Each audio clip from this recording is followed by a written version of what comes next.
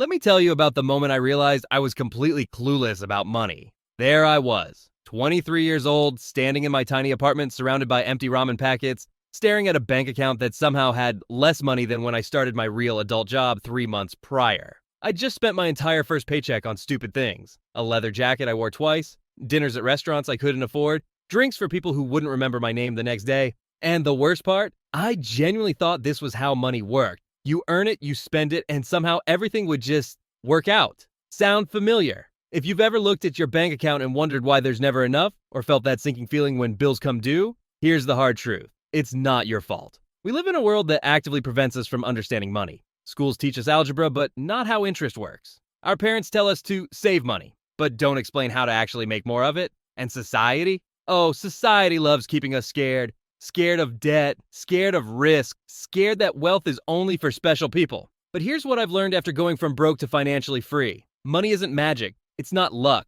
It's a game with very specific rules. And once you learn those rules, everything changes. Today, I'm going to teach you the 4 money rules that transform my life. These aren't get-rich-quick schemes or shady loopholes. These are fundamental principles that wealthy people understand and poor people never learn. Let's start with the first and most important rule.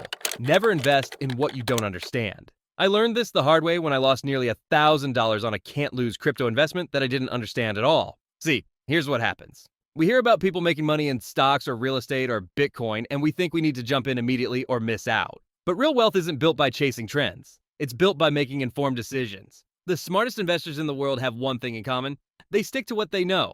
Warren Buffett famously avoids tech stocks because he doesn't understand them. Instead, he invests in insurance companies and Coca-Cola. Businesses so simple you could explain them to a child. This is why your first investment should always be in yourself. Before you put money into anything else, invest in learning. Take a course, read books, develop skills that will actually make you money. Because here's the secret no one tells you. The best investment you'll ever make isn't in stocks or real estate, it's in your own ability to generate income. Now let's talk about the most misunderstood rule of all: debt. We've all been taught that debt is bad, that it's dangerous, that it's something to avoid at all costs. But that's only half the story. The truth is, debt is like fire. Dangerous if you don't know how to use it, but incredibly powerful if you do. There's good debt and bad debt, and understanding the difference is what separates the wealthy from the struggling. Bad debt is what keeps people poor. Credit cards with 25% interest, car loans for vehicles that lose value the moment you drive them off the lot, student loans for degrees that don't lead to well-paying jobs. This is the kind of debt that drains your bank account month after month. But good debt? Good debt makes you money. It's the loan you take to start a business that generates income. It's the mortgage on a rental property where tenants pay your bills. It's the low-interest financing you use to invest in assets that appreciate over time. The wealthy don't avoid debt. They use it strategically. They understand that money today is worth more than money tomorrow, so they borrow smartly to build wealth faster. The key is always having a plan. Never take on debt without knowing exactly how you'll pay it back, and always make sure whatever you're borrowing for will generate more money than the debt costs you. This brings us to the third rule: think rich. Now, I know this sounds like some fluffy self-help nonsense, but stay with me. Your mindset about money determines your financial future more than any investment or saving strategy ever could. Broke people think in terms of scarcity. I can't afford this. Money is hard to come by. Rich people are lucky. Wealthy people think in terms of abundance. How can I afford this? Where can I create more value? Opportunities are everywhere if you know where to look. Here's the uncomfortable truth. If you think like a broke person, you'll stay broke. It's not about positive thinking or manifesting money out of thin air. It's about training your brain to see opportunities instead of obstacles. When I started acting like a business owner before I actually had a business, people treated me differently. Opportunities came my way that never would have if I'd kept thinking like an employee. This doesn't mean going into debt to buy status symbols. It means carrying yourself with the confidence of someone who knows their worth, investing in your growth, and surrounding yourself with people who push you to be better. Finally, we come to the most important rule of all.